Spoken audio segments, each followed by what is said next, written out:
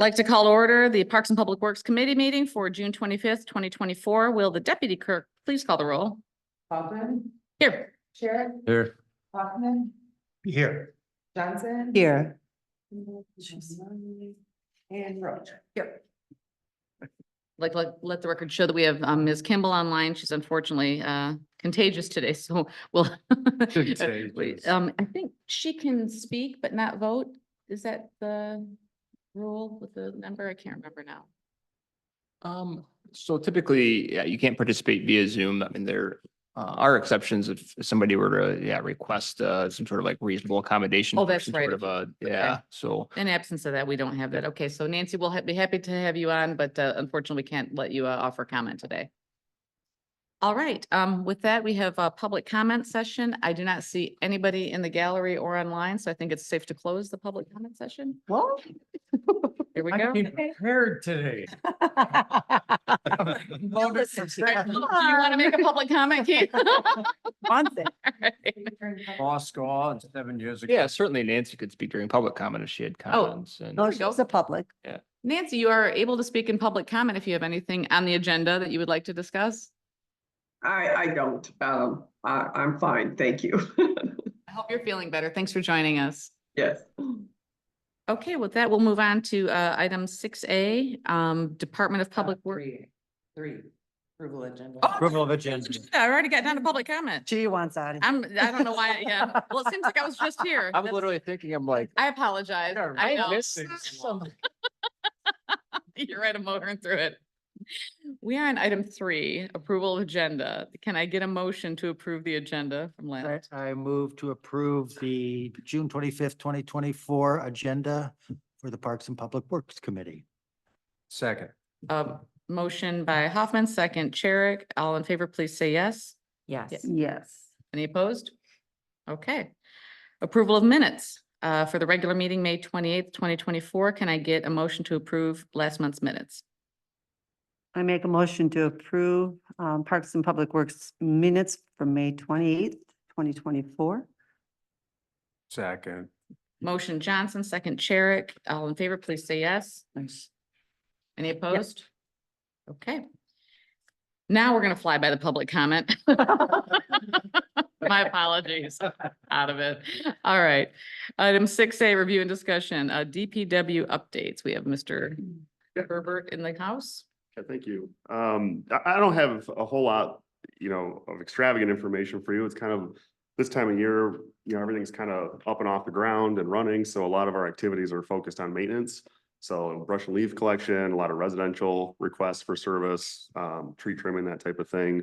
We're providing quite a bit of assistance with special events, and a large portion of our energy is going out towards the Oval Beach operation. So there's some updates, I think, later on the agenda that I can provide at that time, but pretty much everything's on autopilot this time of year, misdig requests, and I mean, the list goes on and on. So asphalt patching on Maple Street, almost every single week we're getting complaints. We're certainly getting complaints every week. We're patching it, I would say once a week, if not, at worst case scenario, if we skip a week, it's once every other week. But hopefully that construction project is done soon and we can let Maple Street take a break for a little bit until we get it repaved next year. On top of that, we're planning ahead with some of the road construction work for this fall. So putting together just some of the details and administrative work that goes along with like mill and overlay treatments and other types of projects that we have coming up this fall. So that's all I've got. Is there any update on the roundabout construction? I know that everyone's seeing the drone footage and all that, but I don't know if we've got any. The last I heard was from Daniel. I had forwarded him one of the complaints that I got about Maple Street. Driving on it? Yeah. I saw So they at that time he said it was about a month or two out. So sometimes they overestimate the project duration and hopefully surprise people, but at this point, I'm still kind of planning on it being towards the end of July. Okay, all right. Mid-July, maybe. Any other questions for Mr. Herbert? I have one on Maple Street. So, I know what is it? The western half is Saugatuck, the eastern half is the township. How does that work in terms of how that work is gonna happen? And do we then work in collaboration with the township on that? Is half of the cost there is? I saw some, you know, information in the minutes, but I didn't quite understand the whole thing. So I'm Yeah, curious about. you that. know, conceptually, you'd think that it's a shared road, and so we split everything 50-50, which isn't, it's We don't. not the Okay. case. Okay. You know, saw a little bit of clarity like from the road commission about that too. Like, how do you get, you know, they have much more like boundary roads than we do. I'm like, how does that not make sense to split these things 50-50? And for whatever reason, they're really kind of chunked up, like this is either your responsibility or it's not. And so the Maple Street right away is our responsibility. There may be some opportunity for some shared assets, like with the water main, correct me if I'm wrong, you know, some of the underground stuff, but the road in itself, where you receive maintenance funding from the state, Act 51 money, and it's our baby. Okay, thank you. Yeah, the water infrastructure underneath, it's not clearly laid out in any agreement anywhere on, you know, those boarding roads or shared mains on kind of, you know, who pays for what. So we're working on incorporating that kind of language in the updated water operations agreement between the constituent municipalities and CalAg. So anticipate the township will be participating to some extent, at least in replacing the water main. Certainly I could make arguments that, well, if you have to replace the water main, you have to get into the road and, you know, and do some work on it. I mean, so we could have some discussions along those lines, but at least there'll be some shared costs related to the water main portion of the project. Yeah. It's just confusing because like the tax basis, like the taxpayers are township on the east side and then Mhm. they're Yeah. Saugatuck on the west side. So I Yep. was curious. And we had I mean, I know I beat this drum all the time, but we had the similar situation with Campbell where Douglas paid for half of Mhm. Campbell. It's the same kind of Mhm. deal, but. It's gonna happen with Park Okay. Street too. Mhm. Yeah. Yeah. Yeah, Campbell's Douglas's road, actually, so Saugatuck Yeah. graciously contributed. I'm not sure what the details of that are, but yeah, I think I believe that's their road. It gets a little more interesting when you're getting into cities versus townships and who has certain responsibilities for certain things. So and how we're set up. So, Thank you. Anything else for Mr. Herbert? I'm sure there'll be another bite at that apple as I look at our agenda. So, okay. We'll move on to our item B, 6B, study group and other staff updates. B1 invasive species, Mr. Chair. I don't have much of an update on it. Basically, I usually work or I do ask you and you what's going on, but with the summer kicking in, there's really not much that we're taking care of right now. I know we had milfoil We treatment. did. no, what treatment was a couple weeks ago. Yeah. That was round 1 of 2, right? Correct. Okay. And I know notice went out on that. Okay. I have a quick question. So I noticed in the notes that, was it the DNR that came and presented to the planning commission on the invasives on Baldy? Is So- that available? Because I just wanted to see if we could watch it, because I know Keith and I just talked about this the other day. I'm meeting with the principal at the middle school about our fundraiser / service project for the fall. The 8th graders would love to work on invasive species again, and I just want to make sure I'm working with the right entities, and then if there is a particular project that they would be interested in, those guys putting some time towards, then I'd reach out to them. Okay. Yeah, so the the Department of Environment, Great Lakes and Energy was at the Planning Commission meeting and presented some potential grant opportunities that they have through one of their programs. And so one of their buckets essentially was kind of like, you know, vegetation and habitat restoration and that sort of thing. So I put that area on their radar. Their application period doesn't open until the fall. Okay. So Scott can correct me if I'm wrong. I don't know that there's the continued maybe invasives issue. It's more of, since they've treated invasives 8 to 10 years ago, that it's the erosion issues and the lack of, you know, success in restoring vegetation that's been a concern. So I know this is on the Rotary radar. You know, they've reached out and expressed some interest in raising some funds to potentially help us, you know, gather dollars to help restore that area. So I'm glad to hear there's others that might be able to help out too. Yep. So, Okay. I have a question too. I'm going to kind of hook in with what you're saying. I've been thinking about, because we know what invasive species that we have now. Is there any way that with the school, and I was thinking of trying to get a hold of Michigan State and see, what are we looking down the road 5 years from now? Is there things that are happening outside our community that are coming our way that we can get ahead of? And I mean, I thought that's something that we should look at Good instead of being idea. about flat footed. Yeah. Mhm. Of see what's down the pike that we need to be aware of. preparing for. To work. Yeah, no, that'd be, Mhm. that's a good idea. So I'm part of the Michigan State Extension through the Master Gardener Oh, yeah. Program. So I'm happy to reach out to them because that is something they specifically work on in this area. I So, would think that that'd yeah. be something we should be interested in, so. Yep. We know what's. You mean what they're seeing out there that could possibly head our way? Yeah, no, that's a great idea. As opposed to waiting to see what Mhm, develops mhm. and yeah, then have Yep. an attack. That's a really good idea. Mhm. Yeah, no, I like the idea too, and even on like the long-term, challenges front, certainly obviously milfoil, what we talked about, but the hemlock woolly adelgid is a continued threat. I mean, there was a lot of treatment done last year through the conservation district kind of leading that process, but that's not a forever treatment. It's going to be Right. after a few years, you're Mhm. kind of right back to it and have to stay on it. Scott's mentioned, concerns with oak wilt in certain areas too, so. Yeah, prevention is, it's gotta be Big worth key. the weight in gold in terms of invasives. Yeah. It just has to be. I mean, we just had Bridge Street redone and each side of Bridge Street is riddled with Japanese knotweed. Oh, And so as they're widening the shoulders and excavating for paving, Mhm. where does that material go? Mm. Right. That's- And because essentially you're introducing it to wherever that's deposited, so we're. Yeah. The good thing is, if we have an educated public works staff that knows about these things, but like, at least for the city of Saugatuck, as we're doing our brush and leaf collection, if we can see some of these things and identify them, then we could potentially manage it better on how we dispose of these materials. Yeah. Oh, that's a great, great call. So invasive species will lead us into airport property. And I think that the ball is in the manager's court on that at this point. Yeah, so your last meeting, we had notified you that, the council approved moving forward contingent upon receiving the donated funds and that the donors were sending the funds. So we have received those dollars, so we have them.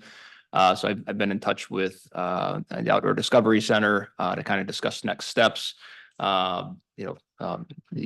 The quicker item from their workload schedule will be the conservation easement. So I actually just emailed him either Friday or Monday. I don't know, the days are blending together. So but I did send him another email asking for kind of a firmer, a bit more of a timeline on certain pieces. So he was working on getting that to me last time we talked.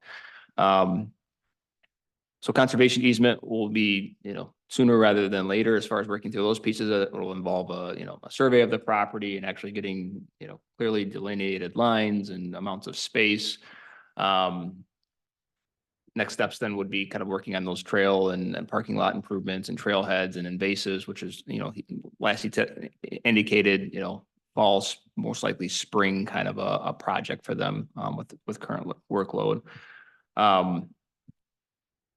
Your fellow chair here had asked me, if Eagle had any particular information on the property to consider. Quite frankly, there's some folks that I'm sure you've heard the rumblings, right, that are concerned about a conservation easement. And I think it's important to stress that one, this conservation easement isn't over the entire property, it's over a portion of the property. To what extent there's limitations is really a continued discussion that needs to be had, right? I mean, the document's not even drafted yet. So nothing is set in stone yet, but I did hear back from Eagle just last night. Oh.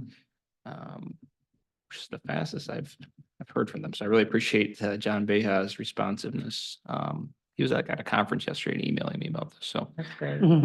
so essentially, he sent me a couple maps from their system indicating that that there's a stream and some adjacent wetlands on the property, as well as regulated floodplain associated with that stream that are areas that are regulated by Eagle, and that frankly is in the area that would be covered under the conservation easement. No, critical dunes, and then he asked if we had a wetland delineation done for the parcel. So he sent some maps with what they have down as far as potential wetland areas and then floodplain areas. So there's obviously some things that would already fall under the Eagle's purview as far as protecting portions of the property and the watershed that's in the Mhm. area. And that's been our goal all along. And it's hard to, I mean, people don't want to hear it, they've got other reasons, but protect the watershed, protect Yeah. wetlands. This is the areas that we're looking to protect. We're not looking to take anything from the citizens of Saugatuck. We're looking to just say like, hey, these Mhm. areas are not buildable, not usable for many reasons. And it's just, it's responsible to Yep. protect them. Yep.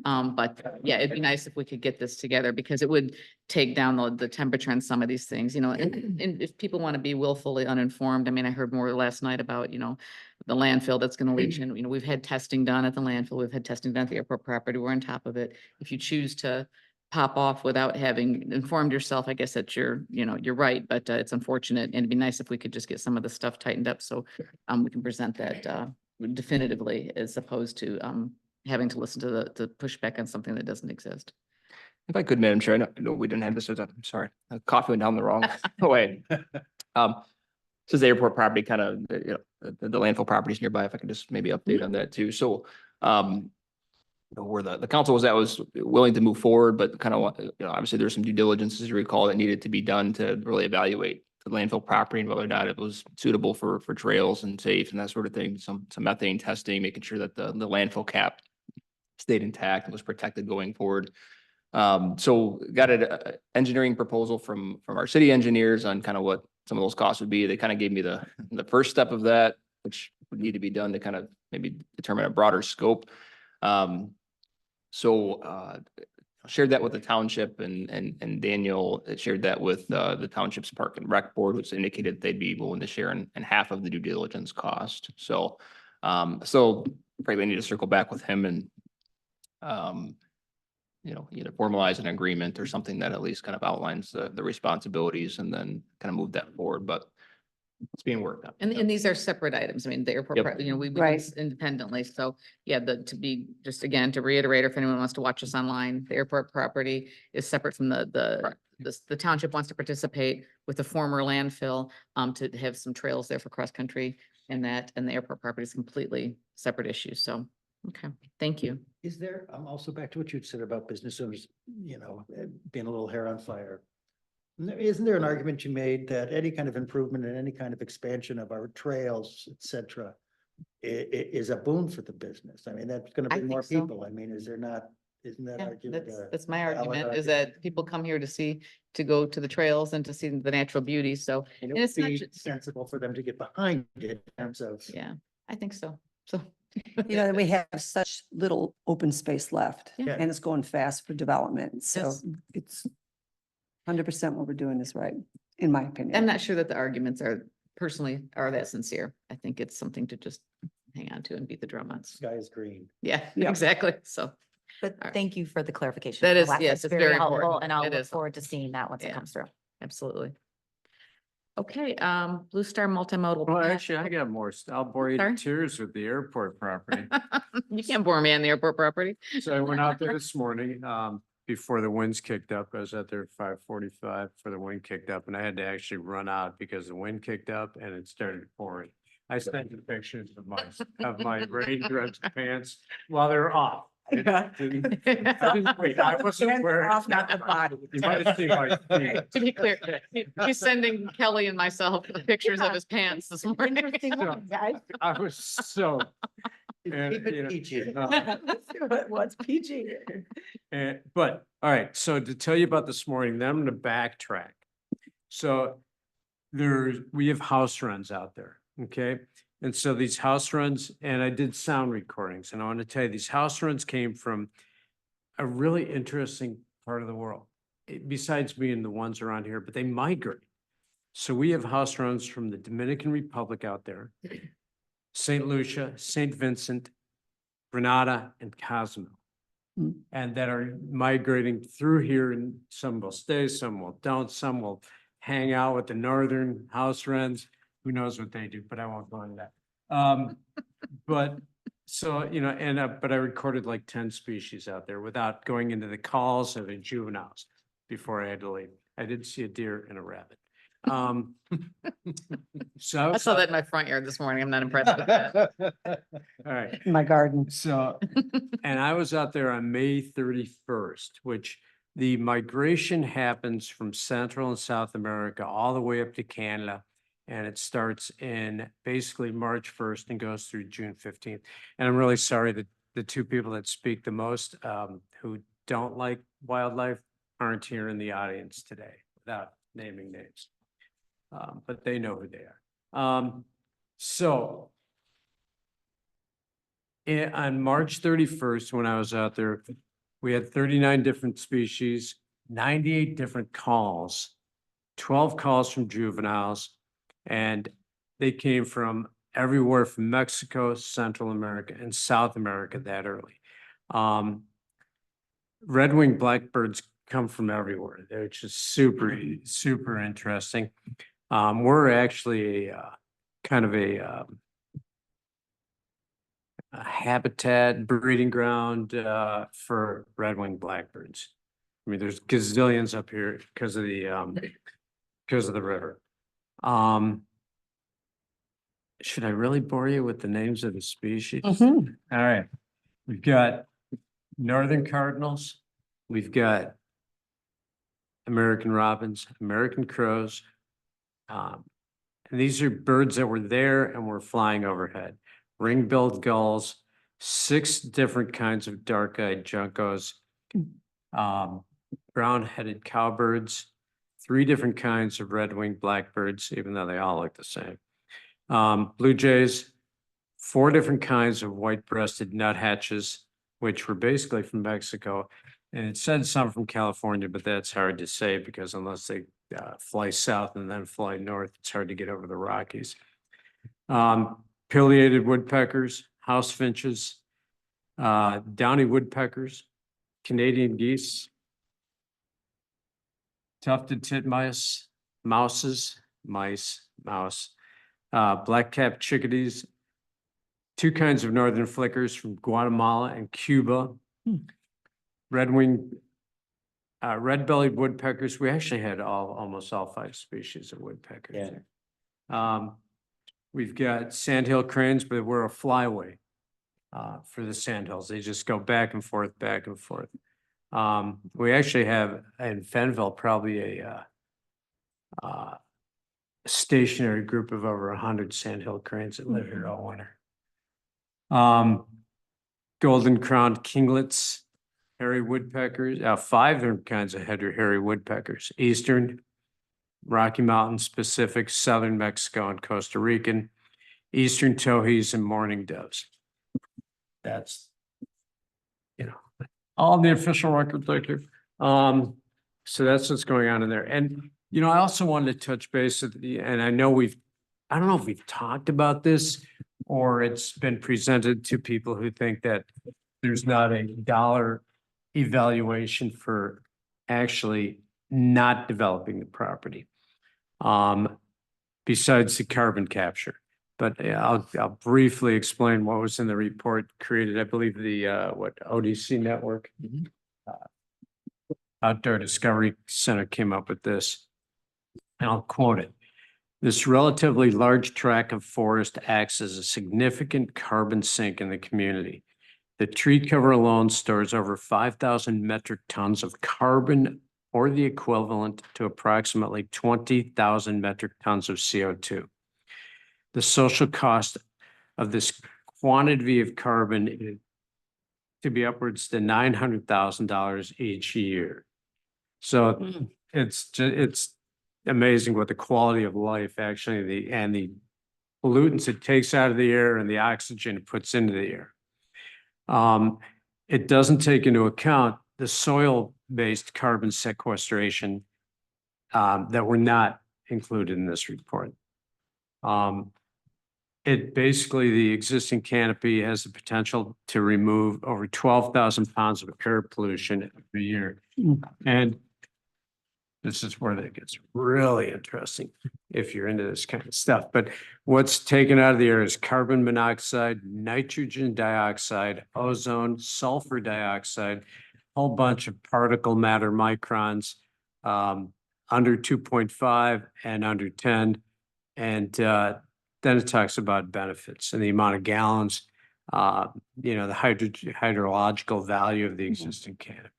I mean, so this is a gem of piece of property and what it provides to things you don't even pay attention to. And everybody, like there was someone spoke at the workshop or the planning commission saying, once you take the money aspect out of it, it's got a quality of life aspect out that you're gaining from it. So I just wanted to bring that to everybody's attention this morning. Thank you. Thank you. It's a lot of support for, I mean, and I know that the Land Conservancy of West Michigan has been out there and said it's just such a unique piece of property for all the species that it has and it scores really high on the conservation scale. So yeah, it's something that I think that we all know, but it's wonderful to reinforce it and I appreciate. It's all good to your- put a value on it, Yeah. you know, if you have to go down that route, there's value to it. Also, the purification of the water through the wetlands. Yeah. I mean, it's what we need. Absolutely. So, Thank you. Thank you. yeah, thanks, Keith. Namaste. Blue Star Multimodal Path. I think we've had updates on this at council, but I don't know that there's anything necessarily new under the sun. Yeah, I mean, C2AE continues to move along. They're still planning on, still working through some environmental approvals that are required. Still planning on a fall, bidding schedule to get bids and begin in the winter, spring. The Historic District Commission reviewed the intersection improvements at Lake and Blue Star that you had previously recommended to the council, and the council moved forward and Historic District Commission approved of those. So it's kind of just finalizing some of the, spec details related to that, but they have the intersection laid out and consistent with the rendering that Police and Vanderbrink had previously done, and then the pallet sign renderings that you reviewed. They did apply for that grant opportunity that Mr. Roche brought forward, which appreciate that. So, I wouldn't say, I hear it's getting a little competitive. There's a lot of, there's a limited amount of money, a lot of folks applying, but, we're confident in our application. And so we at least have that in. So hopefully we'll pay for the traffic signal with that piece. And otherwise, I know we want to finalize, some of the kind of delineation specs as it, you go over the bridge, so those wave continue features that you looked at your last meeting are still being looked at as well. So Okay. Any other questions on Blue Star Trail? All righty. Village Square and Playground. I know we have an update on this. Yeah, happy to update on this one. We're so close to this being a completed project. It's not even funny. We can taste it at this point. So GMS is working on installing the irrigation this week, finally. Really appreciate those guys. It's going to be a 1-week project for them to reroute all the irrigation. A lot of the work involved is really in between the sidewalk and the street. One of the blessings have is our urban forest downtown, and with the health of those trees, there's a lot of tree roots to contend with. So that's good for everybody, not so good for the irrigation crew, but we're going to work through it and make sure that it gets installed properly. So hopefully next week we're going to get sod rolled out and just some minor lawn restorations, and that's a job complete. There's still a couple little minor things that we need to do this fall, like pour some concrete pads for some benches. And while we're at it, there's a couple of broken sections of sidewalk on the east side, the Butler Street side. And so we'll replace those as well and plant a couple trees. And I think we still have to install a couple of signs that we have at the garage, and that's it. So sounds like a lot after when I just rambled all that off, but it's a lot. And plant a tree or two, right? Yep, Two that's part of trees, it. yeah. Yeah. So, yeah, despite that list that I just laid out, all those are fairly quick to implement. So we're going to have a completed project very, very soon. Wonderful. Any questions on the Village Square Park? Great job. I saw you guys down there yesterday and I rubbernecked like this. Oh, yeah. Like, what are they doing? My son, they actually, my son goes to Lakeside Learning Daycare Center, and they took a field trip down there yesterday. Oh, did they? Yeah, so they did. So he's Pretty been at cool. that park. Yeah. I don't know how many times Oh, at this that's point. We've already exciting. lost track. Yeah, Yeah, that's great. that's It's always packed. Every It's always time packed. I go by it, it's Always absolutely packed. packed. Oh, did they come up with the shield to prevent people from? Yep, so that was when we had the opening ceremony, a couple of people Mhm. saw some of the older kids, adventure seekers out there that were actually climbing on top of the slide. And I think everyone kind of had the same reaction, which was like, okay, we need to stop that. So I reached out to Sinclair the next day, and actually it was a piece that we had already paid for, so no additional cost. But there's a kind of a shroud that got installed over the slide and a couple other things. So. Amazing that it took them like 2 seconds to find the, Yeah. Isn't that the truth? Oh, I know. We had two. The one Fighting weakness, ants. yeah. I know. I Okay. actually tested out the slide. Me and a couple of friends. we went up there. It's actually interesting to climb up those ropes. Oh, it's so The much ropes fun. are And it cool, whip- yeah. It whips you down. It's fun. It whips you down. Yeah, those things, yeah, yeah. Like all the adults. So was the ribbon cut, I had a funeral to go to on that day. Was that ribbon cutting good? Oh Were my there a lot of people gosh. there? Great by the. Good, It was packed. It was amazing. good. Even Hudsonville Ice Cream donated ice cream bars. So kids were running around, Nice. just Yeah. splashing ice cream everywhere. We Yeah, have there was- one of our councilmen works with Hudson. Okay. So if you ever need ice cream bars. I can. Nice. Okay. Say his name. I love ice cream of any kind. We had a bunch of kids on the actual ribbon and a couple kids gave a speech. and actually Yeah. Cut the ribbon We themselves. had The kids cut the opened it up. ribbon. It was really, really. Yeah. It Uh, was. That's a fantastic. good project. Kids are on that thing. all Perfect the day. time. It was a It was perfect a day. It pretty was day, it was a yeah. good day. Yeah, Really we pretty day. needed the celebratory, we needed the win and it was fun. Yeah, it was a good It was one. worth it. Park Street, Mount Bald Head and AT&T status. Well, not much. Lots of action down on Park Street. Busy, busy, busy. Lots of development happening there. Lots of electrical poles going up, utility poles. So it'll be nice to get moving on that project one of these days. Other than that, not really. Nothing new down there. What utility poles, what's going on? Oh, The the development. new houses going in and Oh, stuff. yeah. Yeah, there's some massive, whatever.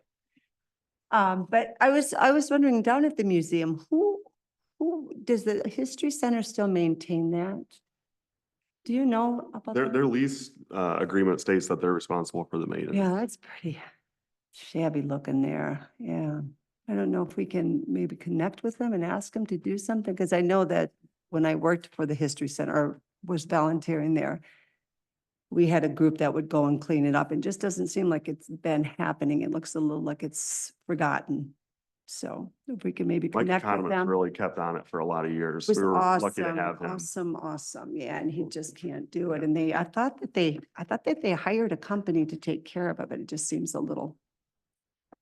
Yeah, You I mean, think I the I could call them too, Scott. I could No, take that off your list. No, we can take a look. Okay. Were you talking about the ramps down? Yeah, just the building itself? whole Yeah. vibe of the I've been place. over It's there. such a cool, they do and they used to do an amazing thing with the garden too, but the inside is so taken care of, but the outside just needs a little bit of TLC.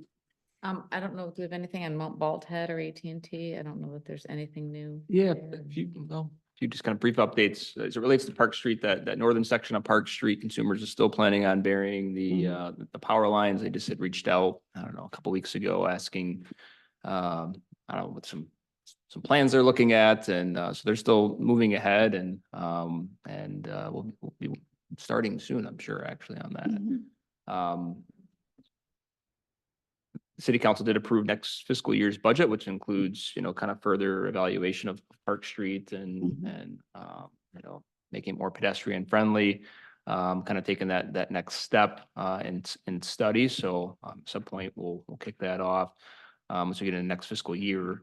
Bald head improvements, yeah, there's some. Quick question on Park Street. Do we have any former renderings on that? Have we taken on that project from a evaluation standpoint like we did for, we had the former renderings on Baldy and the airport property? Yeah, that's what the next, phase would So really we've do. only done studies on that. We Yeah. have like two studies and then the Park Street Committee. We have not taken it to that step yet, and that's where we need to do. And that's what the next thing That's is. what the next step would do, yeah. Yeah, okay, I just wasn't sure. if we Yeah, had history. yeah, and do an all-out master plan for it instead of piecemealing it.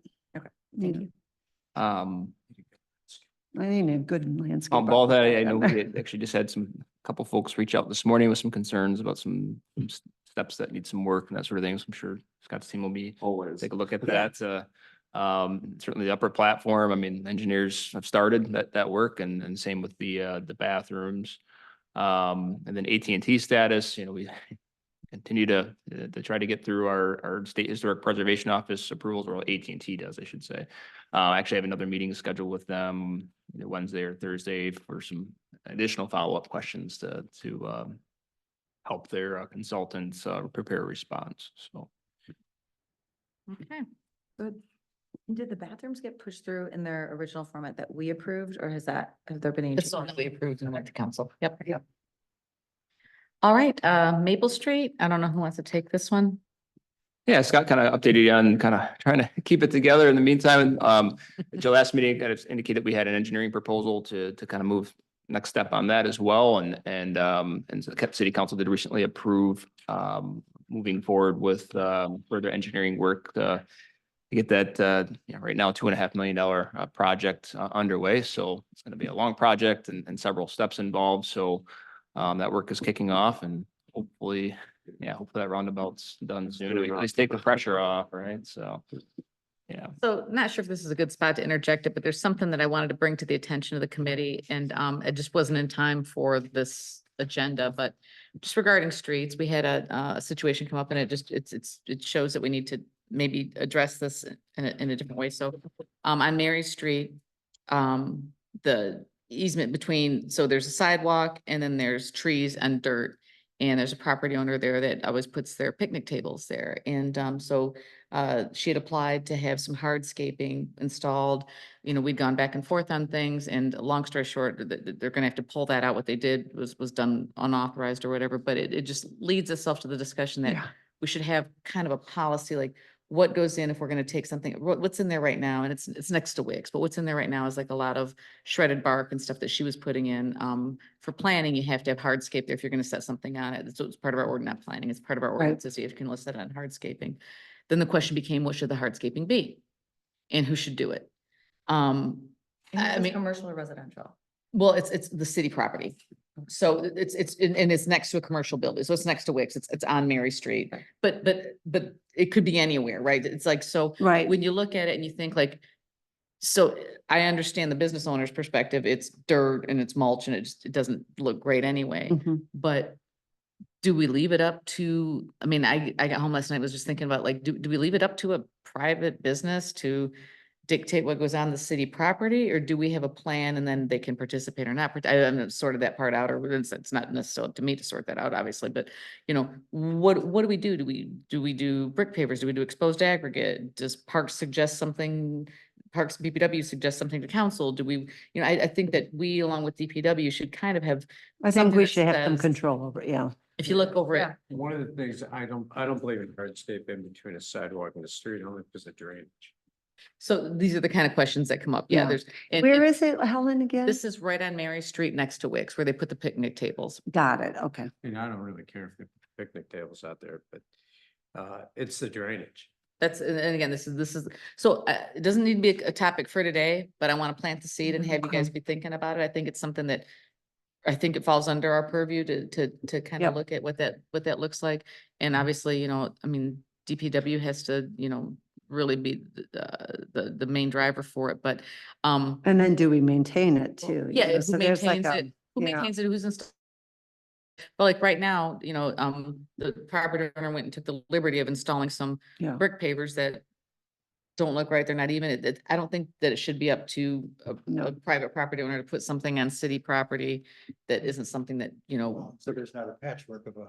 exactly. Well, and we exactly. can It's work not- with them, you yeah. know, it's, Yeah, you of know, they course. can be part of the design Yes. process, yeah. It's, Is this historic district? yes, it is. Probably, Yeah. that all is. Do we already know? I didn't if think about historic that. District has some. And type get of- old bricks. They have to be dated, yeah. Okay, Um, good idea, yeah. But it came up at last night's meeting. It was you know, it's uncomfortable. You never want to tell a business owner no, but certainly they were out of compliance with, you know, what we were doing. And so we had to pull it back. But it just brings up the conversation. I think we should maybe have a little more intentional of an idea. That's my perspective. And I think that's something that we could be working on. So I just wanted to put that out Yeah. there while we're talking about streetscapes and that. So something to think Quick about. question, like, did Grand Haven have a policy on that you're familiar with? From a council perspective? No, or- it's not a set policy, but certainly when they redid kind of our main street there, there was kind of a more uniform look and new planters that were put in, and then folks were signing up to take care of certain planters and do weeding and plant flowers and that sort of thing. And so you know, and this has come up, and there's another business owner down the street that I think Scott and I are meeting with on Friday that's really interested in, you know, beautifying the streets with more, you know, flowers and things like that. And so, and I know this has been on Scott's radar. I think probably since I've been here, I've heard him say it a At few least different since I've been times. here. That, and I think there's greater policy implications, and I think it is a discussion that, at some sort of committee level, council level, whatever that looks like, well, we can, kind of take a look at that, and it'll probably be a, several month long process and kind of wrestling with the issue of, do you want a completely uniform look, or as part of the, beauty and charm of Saugatuck that it looks a little different on each. But it has to be each safe. Area, so yeah. Like Scott said, COVID kind of changed, people's perspectives a little bit as far as sidewalks and how wide they were and, distancing from others, but at the same time, let's, just more concrete, what does that look like from an aesthetic standpoint and drainage? And Mhm. so there's a lot to kind of weigh out here, and I think it's going to take a Keeping deeper in mind that dive, there's but parking there, so when you park, yeah. should you get out and be stepping in mulch, or should you get out and be stepping on brick pavers or concrete? So just, again, just to keep it, I wanted to kind of plant the seed with Yeah. you guys. It came to a head this week at council, and I just think it'd be good for us to be. I think there's like little pockets like that all over. But yeah. like you said, do you take away that part of it, Saugatuck is that charm where it's so eclectic and, Yep. so, yeah, that's opens a can of worms too. So Well, it should yeah, be on top. because, having a patchwork may look lovely, but not everyone has the same aesthetic. So Exactly. you may have something that you just go. "Ah, Exactly. And when it comes to repair and That is maintenance, it's professionally done. Right. and when it comes to Exactly. repairs and maintenance, you don't want to have 15 things that DPW's got to manage, like, No. oh no, that one needs the terracotta brick pavers and the other one over there, that was exposed to aggregate. And like, I get that too, Maybe there could be a choice, but maybe there needs to be within some boundaries Yeah. of what that is. I hadn't even considered the historic district. That's another consideration. I don't know if it's, Well, I would just be curious what, yeah. that, their I'm sure ordinance or it's- it whatever it is is on that, already though. Okay. All right. describes, right? I just wanted to put that out there for us to have on our radar. We can move on to Member Roach. Did you want to take up the Saugatuck Harbor Natural Area? I know we've got a lot of. For sure. updates on So, this. I know we've talked about this a little in the past, but just to keep everybody on the same page. So Saugatuck Harbor Natural Area, it gets confusing because, we have what we call the peninsula over there, but it is this space coming out. So this whole yellow delineated space, and then it's 3,650 feet on Lake Michigan, goes all the way back, and then connects and kind of cuts down the middle of the Oxbow lagoon there. Okay. So that was put into an endowment in 2010. We worked with the Land Conservancy of West Michigan on that one. And then the city of Saugatuck paid for that in full through an endowment that was done. We still are trying to trace back to see who all the endowers were in terms of that purchase of the property. And that one is fully under conservation and managed by the Land Conservancy of West Michigan. There was also an endowment put in about, it was on city record, of course, but we found out about it in December of 2023 when we were at a separate meeting. So I did some digging on that. That endowment is held by the Community Foundation of Holland Zealand. It initially was $450,000. It has now reached almost $793,000. So there's a lot of money in there. It's at a 4% rate that we can actually pull money back to take care of the land. So it's about $20,000 a year. However, there is a management plan that was formed at the time that is out of compliance. And per the management plan, it needs to be updated every 5 years. So as I said, it was instated in 2010. The next time it needed to be done was 2015. It was never reinitiated in terms of updating it and handing it over to the Community Foundation so that we could continue to withdraw funds. So prior councils had done a little bit of work on the land through, I think the last withdrawal was 2015. Now the money's just been in this account. They've done a great job stewarding it. So we have just under $200,000 that is available to us at this point to use on that particular piece of. Is there a time frame as to when we can't have that? So Not that we're aware of. Helen and I did a call with Colleen Hill, who's the one that's been stewarding the money at the Community Foundation. To my understanding, there is no known end date and there was no penalty for us Got not it. being under compliance, which was very Mhm. favorable. We just have so many invasives and things to treat there. Right. That'd be nice to get that money and get it. Crazy. The management plan is beautifully written. And so what we've been trying to do is kind of track down community members that can give us more information about it. They also have stated in the management plan that there needs to be a board to manage this. In that, it very loosely states what they would like the makeup of the board to be. Helen through City Hall and probably Sarah was able to track down that there was an ordinance that was put in place back in 2012, right? When City Council signed off on it. And so that one states that there does need to be a board. And so what we're trying to do now with city records is go further back and figure out exactly who was a part of that board, because right now we don't have any information on that unless there's new news. I don't know if you want to comment on that. Yeah, not new news. I mean, we were able to find, some old minutes showing, who the initial board was that approved the initial plan. for the Well, the area. initial city council, right? Not the actual. No, board there was a members? separate board that Oh, was. I don't know who the board is. Oh, Yeah. okay, so this is. Yeah, and I can forward those to you again. The previous kind of minutes and things like that of, and then right around the time that, the land transferred to the city, the city manager at the time, it was kind of working on that, language to basically give the city a little more flexibility in the future if they wanted to make some changes as it related to the need for a board. So I was able to find an old email that said that, and the Land Conservancy was agreeable to that, and I just we haven't been able to find where the board dropped off and why. And so instead of our IT doing some of our email searches for FOIAs, it's the city clerk now has that capability. So I've asked her, bear with us. We have a lot on our plates, especially with our treasurer left too. So we have, our deputy clerk and clerk are handling some of those duties too. But essentially, at some point, Jamie will be able to kind of search back some certain terms to see if there's any more clues as it relates to that. If we can't find any more clues there, then we'll just have to have our legal review what we need to do to make sure we're in compliance going forward, and either form a new board or designate the PPW or the city council or whoever that's going to be. To have a board, get the plan updated so we can access the Great. funds. So. Okay, Yeah. perfect.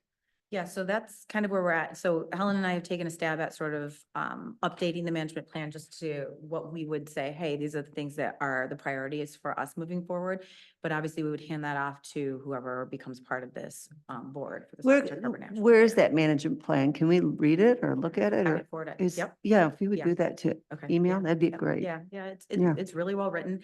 So, and in the meantime, we've sort of been, putting feelers out to the community. So we met with some folks from Coastal Alliance, Mhm. because obviously they work with a lot of people in the area. So there's two scientists that have done a lot of work on this area. So the Critical Dune area, one out of Hope College, another one out of Western. And so we're getting in touch with those folks to see what kind of information we can get from them. Everything is kind of out of date. So, as far as the invasive species, endangered, at Mhm. risk, all of that was done back 2010, 2012. So we're definitely going to want to redo that again and just see where we're at, because it has not been maintained based on the fact that we've been out of Right. compliance. But actually, really good news. And then another person in this group, so her background, Lynn's background is she was the Midwest director for the National Parks Conservation. So has a lot of contacts with grant writers and people that are involved in conservation work. And there is a lot of state and federal funds that she believes that we potentially could tap into beyond what's already in the endowment for this whole area, and kind of work collaboratively with Holland and all the way down the coast. And so she is compiling that information. And so I just want to throw that out there to the group, is if this is something that's of interest to you, is that this is obviously a project that we need to continue moving forward, and make sure that we're complying with what needs to be done here at City Hall. But then there's also a lot more that maybe we can reach out to some of our, municipalities along the lake and look at some bigger funds, bigger projects, that can really move it forward in terms of taking care of that land. So anyway, it's good news. It's just kind of slowly moving along. Yeah. Yeah.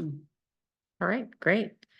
Item 6D is something that Member Roach also asked to have included on our agenda, and I want her to be able to talk about Michigan Green Communities. I think Yes, you have and a I have PowerPoint. slides. Okay. So really, you guys, I am looking for your feedback on this. This is something that I've talked at length with Scott about, and then things just got really busy this spring with everything going on with the playground and getting town ready and all of that. But I want to make you guys aware of a program that we think could be a really good fit for Sagatuck. And the way that it works is this would, it starts in January. It opens in January if we were going to apply for it and work with it. And then it needs to be done by May. So we have plenty of time to sort of think this through if it's something we want to be a part of for next year. So it'd be 2025. So it's called Michigan Green Communities. Where it stems from, and you guys might be familiar with this, there's the Michigan Healthy Climate. So this is the EAGLE through the Office of Climate and Energy, and they are charged with the state's action to plan, reduce the state's action plan to reduce greenhouse gas emissions and transition towards an economy-wide carbon neutrality. Okay, so that plan was put together with all types of input and was released in April of 2022. So this Michigan Green Communities is one of the programs that has come out of it.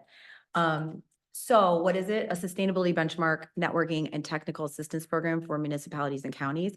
What I like about it, and I'm interested in Ryan's comments because I know Grand Haven has participated in it too, is that it's a really good fit for small communities like ours that want to take steps towards being more sustainable, but don't necessarily have the bandwidth internally in City Hall. We don't have specific people in our DPW or our City Hall that this is their job, right? So this is a way that we can continue to educate and move things forward in small ways, but still have impact. And then it's accelerating environmental sustainability actions by communities to enhance Michigan's livability and economic competitiveness. So free technical assistance, none of this is going to cost anything. This is just going to cost us our time. Working with DPW and then also City Hall when there's some things that we need to do in terms of like, if we choose which activities, then they'll have to be involved in that. So if you go to the next slide. So these are all just the different partners across the state. So it's everybody that we already work with. Specifically, this one is run through the Michigan Municipal League, which Saugatuck is a part of. So that's, I don't know, 500 towns or something that's a part of that already. That's something that I think we pay into, right? That we have then access to. So anyway, it's actually run through that. Next slide, please. So the way that it works is that you start out and you'll choose maybe 3 activities and it's off of just a spreadsheet. I mean, it's really simplistic and that's what I like about it because we can sort of choose things that we're already actively working on, especially within this group. So I know Daniel in the township started off and they received the bronze level. They've already moved up to silver. And why that even matters is essentially like you choose a category and then you're assigned points for doing this. So let's say downtown commercial recycling, working on invasive species. I mean, all different categories, doing an audit on your municipal buildings and then working towards making those more energy efficient. I mean, there's tons of different things, which you'll see on the next slide. But why it matters is as you move up to silver, gold, and platinum, you start to get access to resources through the state for free. So things like sustainability consultants that we don't necessarily have the bandwidth for right now to pay for, they can come in, we could pick a priority project and they could be working on it. They also have Free of charge? free of charge. Yeah, they want to encourage municipalities to get involved in this way, and they realize that there is an issue in terms of how much staff can actually take on. So this is a way to encourage people to move forward. So Sarah, if you don't mind the next slide. So these are all the different categories. And then if we got into the spreadsheet, which I won't do today. So each one of these categories has probably listed 5 to 10 different activities that you can take, that you can decide. Because again, it's your choice as a PPW group, DPW group, whoever we decide is going to be in charge of this. So we can, again, choose things that are sort of low hanging fruit and then continue to evolve with this.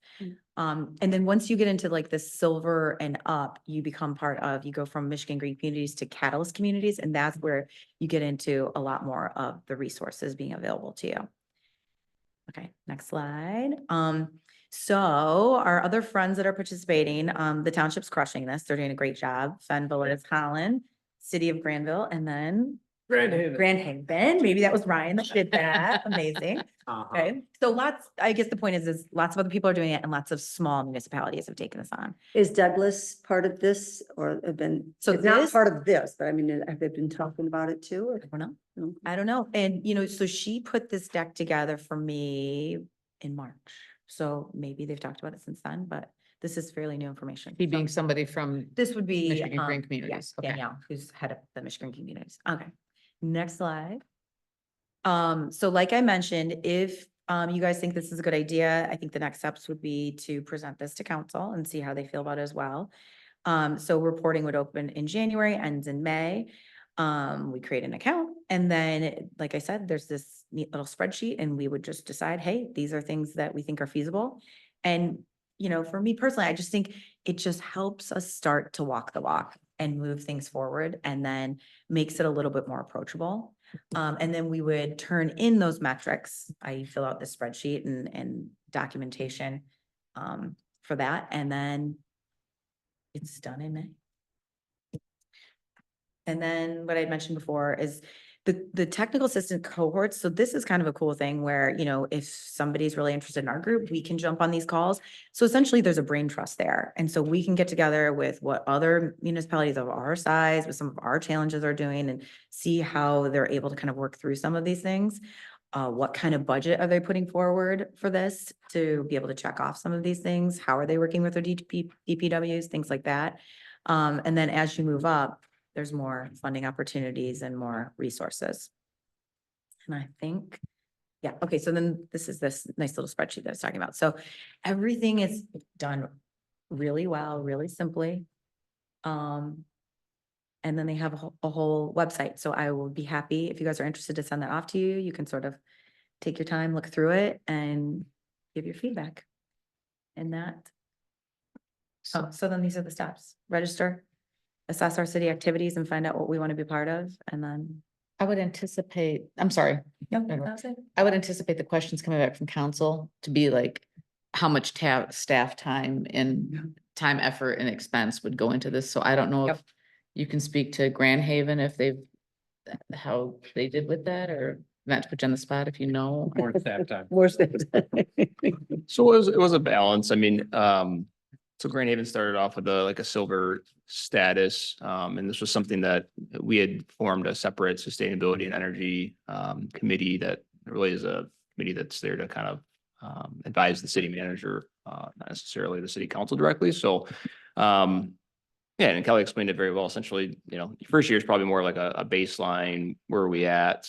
You know, what targets are we hitting? And then, yeah, there's all kinds of just suggestions and options to, you know, hey, you know what, we can do that. We can take that on and then you build your points from there. And the more you're doing, the higher you go as far as, you know, yeah, bronze, silver, gold. Looks like they have platinum now. I didn't realize that. So that's Yeah. interesting. So our sustainability and energy committee in the city of Sagatuck has separate subcommittees that then kind of took on different pieces. For Grand Haven. For Grand Haven, Okay. yeah. So So all these communities, have we reached, probably not, but reached out to them? Would they do it again? Are they happy that they chose to do this? in Grand Haven, we've done it for the last 2 years, 2 or 3 years. Muskegon's doing it too. I don't know how long they've been doing it for some time too. I know Daniel's been happy with it. Yeah. And they've moved up. So they've moved from bronze to silver. They were just part of a cohort that gave feedback back to the Catalyst community. So I know he spent some time on that.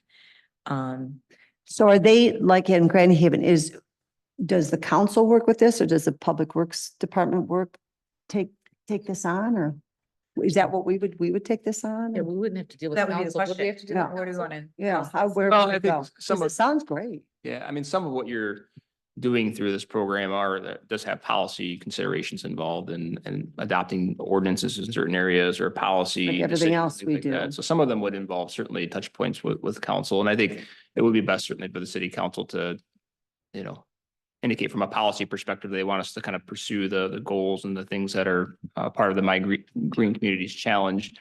Because certainly, yeah, there would be staff time involved in Grand Haven. We have our planning, community development director is kind of the lead on it. Mhm. But certainly there's other departments involved because some things involve DPW director, like your vehicle fleet and, you know, idling and, you know, reducing carbon from, you know, your vehicle fleet. I mean, there's something that you could, Yeah. say, hey, I want to take that on. So. So I think it might be good at this point if you could give us the deck and the information and have us between now and our next meeting.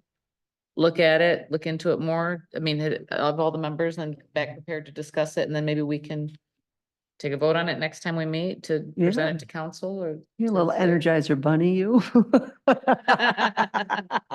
Yeah, and I know the girl, you. girl who runs it, Danielle, is happy to come here in the fall. Okay, So if we decide, hey, good idea, then she could come into town. Okay. She could present it to I love council that. at that point. And again, remember, I mean, we could be working towards this in the fall, kind of unofficially, and then you start to, you know, collect your metrics and your And then data from January, January yes. to May. Mhm. So what I think is really nice timing about that is in our shoulder season where it's not as crazy busy.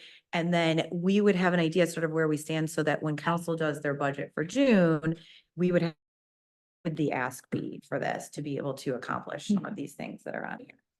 for next year, because we would do, so basically for January 1, it would be, okay, what have we gotten done through 2024, right? So that's what we would start to collect the data from. So really, it's like, what are we already doing? Mhm.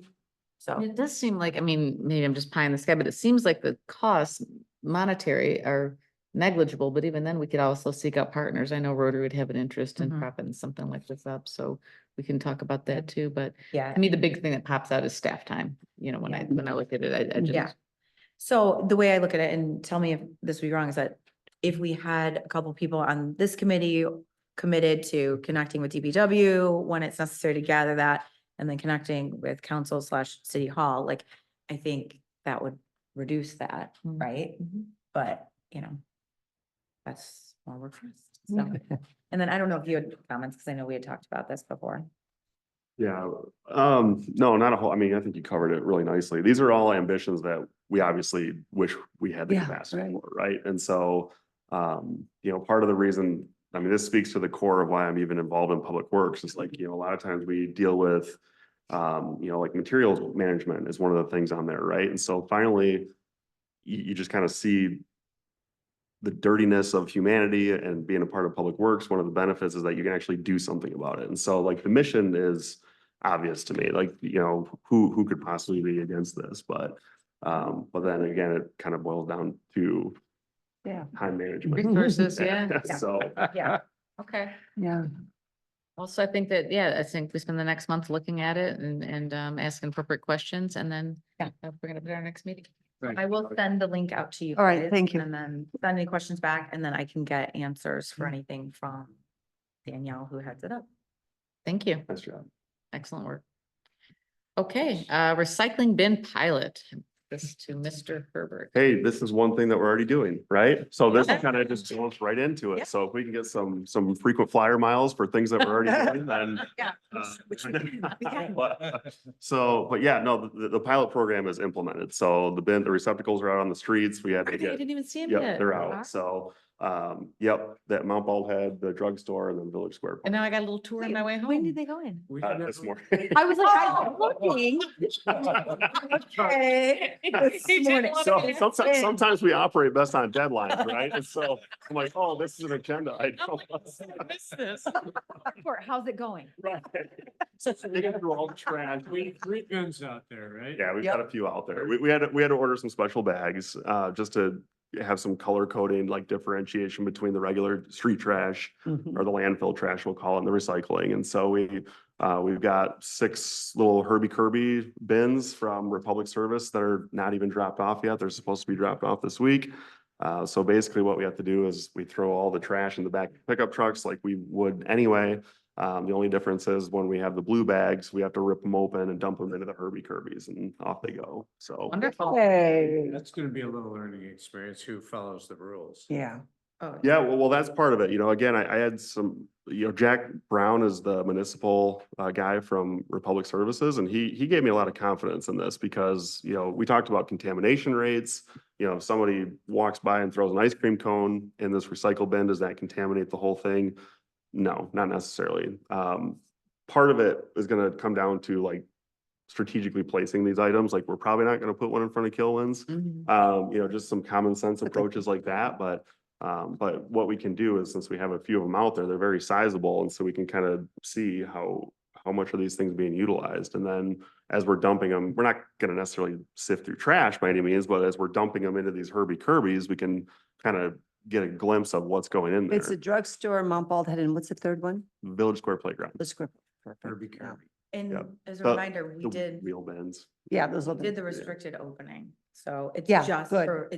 for bottles and cans. Bottles and Yeah. cans, To yeah. try and mitigate some of. Well, the it's got, contamination. it has to work though, because you've got them on college campuses. Oh, yeah. I mean, People know what to do U of now. M, and it's all Yeah. over through the city. They're everywhere. So we got a truck. I can't visit any community without staring at It's garbage cans. I'm time. taking pictures of garbage pails, It's it's time, and it's ridiculous, yeah. Time, yeah. We did a lot of research in this, and a lot of the places that you go, college campuses, even in Holland, they have the bins look identical. And so I do think they get more contamination because you can throw anything in. point, And so yeah. that's why when we had conversations about this, we're like, let's do a small test and then, have his staff take a look and see, okay, is this actually working? Is it accomplishing what the intent Right, is, right? right. Which is Yep. to get these things And I know back. I've asked this before, or it has been asked before. How many times a week do we, so you guys pick them up as they're full? All right, so my question doesn't matter. So we're emptying trash I'm sure it's, once a day, yeah. which is totally necessary, during Monday through Thursday. Friday, Saturdays and Sundays, we're Gotta doing give that guy a twice a medal. I day. see him all the time. He needs. Twice a medal. day, yeah. Yeah.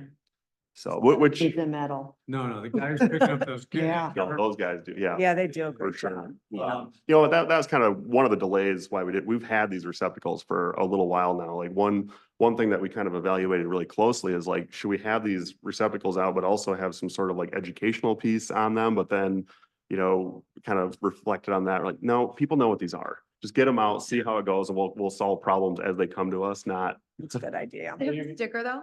It has, yeah, recycling on the blue ones, Yeah, and then It the says brown bottles, ones say cans. landfill. Yeah. Yeah. We did what we could, you guys. I looked at a lot of downtown spaces to see Oh, which yeah. ones would function and, you know, we'll see, but I'm excited. They're not cheap. I mean, but these are really, they're robust. They have to withstand, you know, snow plowing activities and, you know, wind and all the elements. So they're built well. Well, and they're from circular economy, so they're made with recycled milk jugs. I mean, yeah, they're good stuff. Yeah, it's exciting. I It can't wait is to see it. I'm gonna exciting, take a yeah. little tour on my way home. Or in the rain. Now, we have fancy garbage pails and I'm pretty excited about that. That's a big step though. I'm kidding. A long awaited big step. Yeah. Aside from recycling, but the garbage bins, are you having a problem with people putting household garbage? in there? Yes.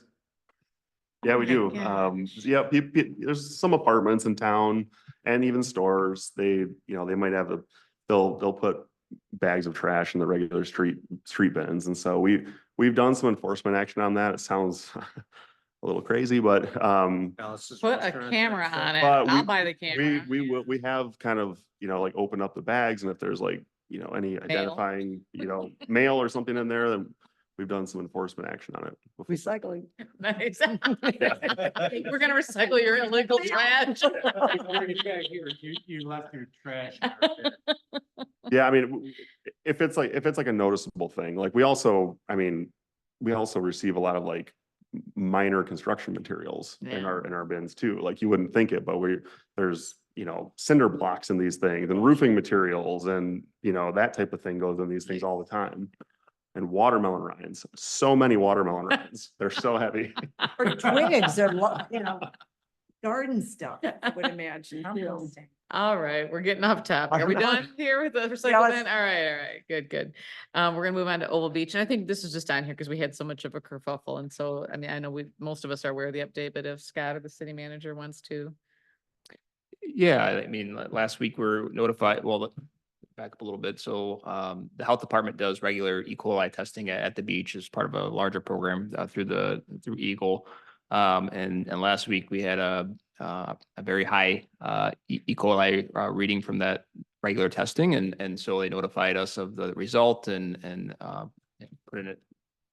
Health department indicated that we needed to close the beach, but we needed to put out an advisory essentially indicating that they were recommending that no, you know, swimming or fully submerged body contact with the water occurs. So, so certainly we followed that advice closely. Initially, they were thinking that, well, essentially the health department indicated that the result was very abnormal for Oval Beach. And that, you know, could have been that maybe they just ended up with a piece of frankly feces from a bird or a fish that ended up in the sample that maybe caused it to spike. There was also some question about whether or not the dredging materials could have been in as well. So, so notice went out, the advisories were posted, and then additional testing occurred on Thursday, and we got the results back Friday afternoon that they were back within, you know, regular levels for the beach and not of a concerning level, and that we could in fact lift the advisory. So, so they'll continue to test and monitor and hopefully it was just kind of a rogue off chance sample and we won't run into any further issues. Yeah, really grateful that you did all that hard work and getting them to look at it again. I mean, if you don't do anything, then it's like, well, we're just gonna like play it safe and see what happens over the next 30 days while nobody swims at Oval Beach. Not acceptable. And these guys did a good job of getting to work and getting that rectified. Appreciate that very much. Okay, my most unfavorite review next steps. I think we all know what planning needs to do there. She pulls her hair out. We talk about the next steps and discussion. That's fine. Public comments. We don't have anyone in the gallery. Anyone online wish to speak? No? Okay, we'll close our public comment session. There is no correspondence. We can do member closing comments, and I will start with Ms. Johnson. Very impressed by Kelly, your research and all this and that. Thank you for doing that. You know, that's where I wish I had more time. You probably had the same 24 hours in your day as I do, but you use it much better. So thank you. Thanks to everyone that does their work. And yeah, I'm proud of the steps we've taken, the steps we've succeeded in, and the steps we will continue to move forward with. So. Keith? You know, I said it before, I just want to thank the guys picking up the garbage. I see them driving around all the time. It looks like Mount Everest in the back of that truck. I can't believe the amount of trash. that's- Gotta go somewhere, which is so scary. I know. That's basically it. I think we've gotten some work done. Kelly, thank you for you and your clone who do all the work. Who of us can equal? Brian? Oh. Again, you get it again. Use every day. Yeah. Great. I feel great about And myself. Keith for getting up at 5:30 and going over to the airport. Yeah. Merlin. Property. Him and his friend Merlin. But for future, I'm gonna look into the invasive Wonderful. species coming down. That's a good idea. If you can I'll connect with email you on it, that yep. number I can call, you don't have Yep. to do anything other than that. Okay. And Mr. Chirek and I will get together. I want to thank Scott and DPW and all you guys are doing, and I'm so excited about the recycling. I mean, it's been a long time coming and it's just time. So I'm really excited about this and hopefully it is a positive experience for all of us. I would say the ribbon cutting and the playground was, you know, I mean, before that, a very tough experience, right? I think for all of us, I lost a lot of sleep over that. And it was such a joyful day. So for everybody that was there, I hope that was your same experience. And I will say, I've gotten so many calls and texts and emails, and people are so thankful to our group and so thrilled with it and just having fun. And I'm seeing, I drive by almost every day and I see people of all ages and I see parents climbing up that net behind tiny little kids. And I see these little kids by themselves and they are able to do this Yeah. and they are like building skills in a very different way than what was there before. And then I have my 13-year-old who wanted to take his birthday party down there and hang out and go in the net for a few minutes. And they haven't been to a playground. He has not actively said he wanted to go to playground in like 5-6 years. Wow. So anyway, Great. it is worth it whenever we think maybe, you know, it's a tough I road. had to die. No, Process. No, no. So anyway, that was great. And then I just want to reiterate all the work that has gone into the airport property so far. I just like to remind everyone all of the different processes that were followed in order for that to be where it is with council today. And thank everybody because that's been, you know, 2 years plus in the making. And I just like to remind the public that this has been out in the public domain for a very long time.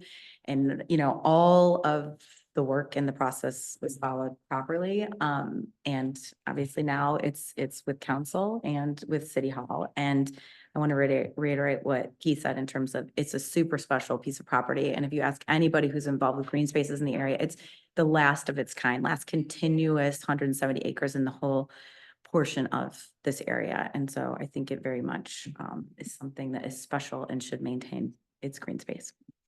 And that is it. Thank you.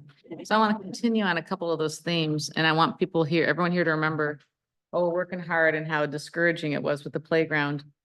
Playground's done and it seems like an obvious thing that should have just happened and done. But while we were going through it, we were really going through it, right? Yeah. And it's just like that. There's creators in this world and there's destroyers in this world.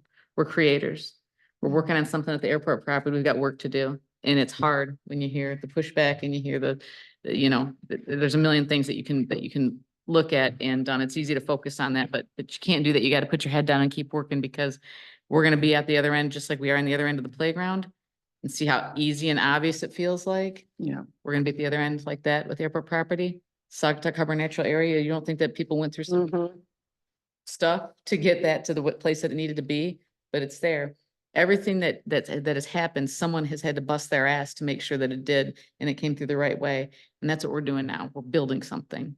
So every time you get discouraged, just remember that everything that came before us, we're not breaking any ground, we're not starting anything new. We're keeping it going, but we're here to build something. And I want to thank you guys for that. Appreciate you. With that, I'll entertain a moment to adjourn. Entertain a motion to adjourn. Motion. I will second it. Motion Cherick, second Kelly. Everyone in favor, please say yes. Yes. Meeting adjourned.